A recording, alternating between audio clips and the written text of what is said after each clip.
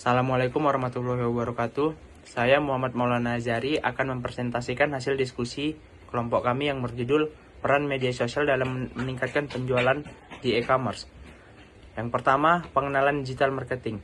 Electronic commerce atau e-commerce secara umum merupakan kegiatan bisnis, perniagaan atau perdagangan atau jasa yang berhubungan erat dengan konsumen, manufaktur, dan internet service.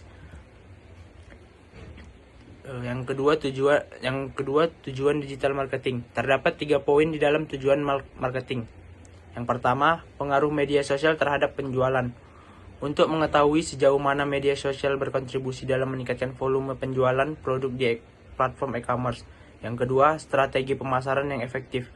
Untuk mengidentifikasi strategi pemasaran yang paling efektif melalui media sosial, termasuk penggunaan konten menarik dan kolaborasi dengan influencer. Yang ketiga, mengevaluasi tantangan yang dihadapi pelaku usaha. Untuk memulai tantangan yang dihadapi oleh pelaku usaha dalam memanfaatkan media sosial untuk meningkatkan penjualan di e-commerce. Yang ketiga, manfaat.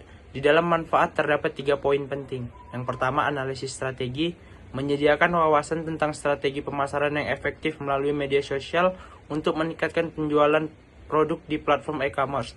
Yang kedua, peningkatan interaksi.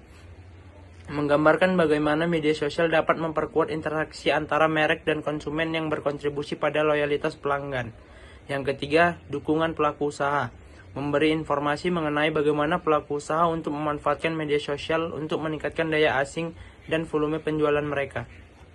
Perkenalkan, nama saya Fibiola Burdamanik. Saya akan melanjutkan penjelasan dari Maulana Azari.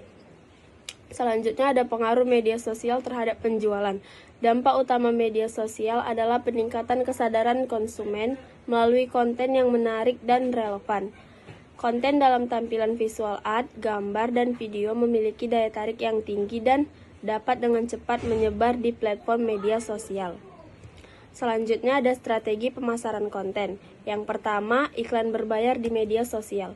Iklan berbayar di media sosial adalah strategi pemasaran digital yang memungkinkan bisnis untuk mempromosikan pesan mereka di berbagai platform online seperti Google, Instagram, YouTube, dan platform lainnya.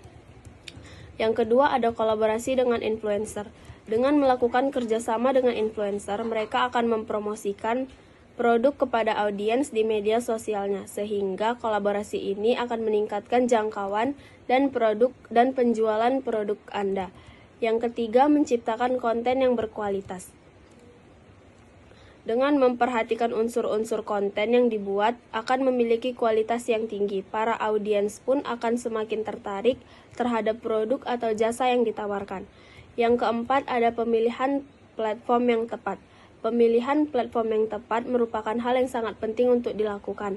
Setiap platform memiliki karakteristik yang berbeda-beda. Karena hal ini mengakibatkan tidak semua platform cocok untuk bisnis. Anda harus melakukan analisis platform mana yang banyak digunakan oleh audiens. Yang kelima, membangun interaksi dengan baik. Membangun interaksi yang baik juga harus dilakukan dengan bersikap ramah kepada semua audiens. Jika ada komplain dari konsumen, juga harus disikapi dengan ramah dan memberikan solusi atau masalah solusi dari masalah yang sedang dihadapi, sehingga pelanggan lain yang melihat sikap Anda menanggapi dengan ramah, mereka akan memberikan dukungan dan kepercayaan kepada Anda.